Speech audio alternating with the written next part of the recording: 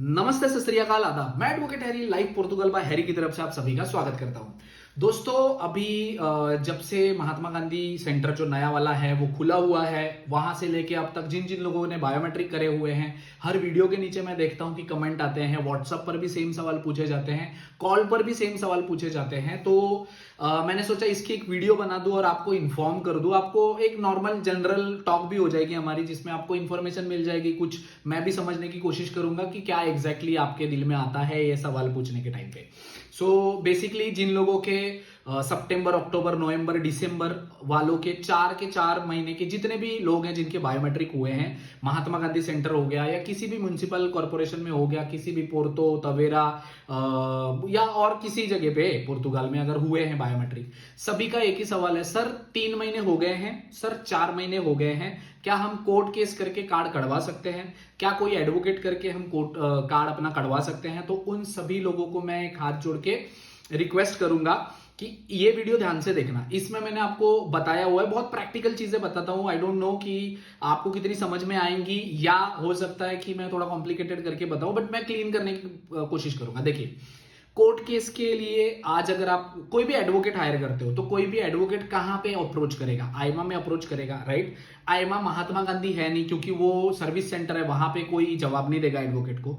फिर एडवोकेट जाएंगे नॉर्मली उस आईमा में जहां पे आपका डोमिसाइल है या जहां का जुंता बना हुआ है, उस आईमा के सेंटर में जाएंगे। वहां पे एडवोकेट जाके बोलेंगे क्या कर सकते हैं एडवोकेट? एक एडवोकेट क्या कर सकते हैं? आईमा में जाके बस रिक्वेस्ट डाल सकते हैं कि हमें इनका कार्ड जल्दी चाहिए।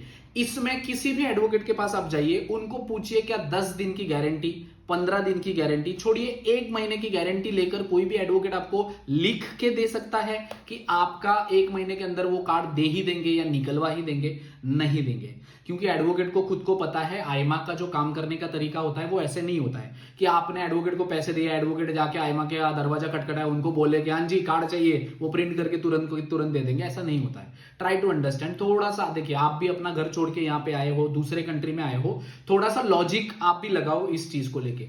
कोई भी एडवोकेट आपसे पैसे लेता है या कहता है 10 दिन में, 15 दिन में, प्रैक्टिकली वो पॉसिबल नहीं है, क्योंकि एडवोकेट ना तो कोई आईमा का हेड है, ना जाके किसी डायरेक्ट आईमा से। अगर इतना आसान होता कि एडवोकेट, तो फिर कोर्ट केस लगाने की जरूरत ही नहीं होती। ट्राई टू अंडरस्टैंड, ऐसी नहीं चीजें होती हैं, प्रैक्टिकली ऐसे पॉसिबल नहीं है। दूसरा ऑप्शन आपका है कि आप कोर्ट केस करवा के आपको कार्ड कढ़वाना है। तो आज के टाइम पे कोर्ट केस के डिसीजन, सिर्फ डिसीजन, जज के डिसीजन आ रहे हैं कम से कम 3 से 4 महीने के बाद। तो वैसे भी आपको रुकना है। चार्जेस जो है एडवोकेट के या कोर्ट केस लगाने के, वो 400 से लेके 800, 1000, 1200, 1500 तक है। आप किसी भी एडवोकेट को दोगे कोर्ट केस करने के लिए, तो सबसे पहले आपके पैसे जाएंगे 500 से 1000 यूरो। दूसरा, तो आपको 3 से 4 महीने तक वो भी कोई रिस्पॉन्ड नहीं देगा, या वो भी कोई कुछ नहीं कर सकता, क्योंकि कोर्ट के डिसीजन को इतना टाइम लग रहा है। ठीक है, तो आपका कोर्ट केस का भी जो ऑप्शन था वो भी खत्म हो जाता है। तो दोनों चीजों में, या तो आप डायरेक्ट एडवोकेट हायर करो या तो आप कोर्ट केस करो, दोनों चीजों में आपको टाइम कंफर्मेशन कोई नहीं देगा। कार्ड कढ़वा के दूंगा ही ऐसी कोई अश्योरिटी नहीं देगा। कोई भी एडवोकेट नहीं बोलेगा कि 1 महीने में मैं आपको रिटर्न में देता हूं कि आपको निकलवा के दे दूंगा, कोई भी नहीं देगा। तो अपने पैसे और टाइम बर्बाद ना करो। ट्रस्ट मी, ये मैं प्रैक्टिकल अपने भाई समझ के मैं बोल रहा हूं सब लोगों को, जिन लोगों के बायोमेट्रिक हो गए और 4 महीने से वेट कर रहे हैं। तो उन लोगों को कोई भी एडवोकेट या कोर्ट केस से आपका कुछ भी फायदा नहीं होगा, उल्टा आपको 3-4 महीना आपको अटक के रह जाना पड़ेगा और पैसे जाएंगे वो अलग से। ठीक है, ये होगी एक चीज। दूसरी, वो लोगों को भी परेशान होते हुए मैंने देखा जिन लोगों को कोई फालता नहीं आ रहा है। वो कह रहे हैं सर 3 महीने हो गए मुझे फालता नहीं आ रहा है। तो फालता आना क्यों है? डॉक्यूमेंट अगर नहीं आता है तो अच्छी बात है, कार्ड आपका आ जाएगा उतने टाइम में, है ना। और हर किसी का आईमा के ऑफिसर के ऊपर डिपेंड करता है। किसी को इंडिया की पीसीसी चल जाती है, किसी को नहीं चलती, वो फालता दे देते हैं। तो ऐसा होता है। तो अगर आपको फालता नहीं आया तो रुक जाइए, वो रब का, ऊपर वाले का आप शुक्र मनाओ कि आपको नहीं आया फालता, कार्ड ही आ जाए बस। फालता नहीं आया उसके लिए लोगों को परेशानी होती है, सर मुझे फालता नहीं है।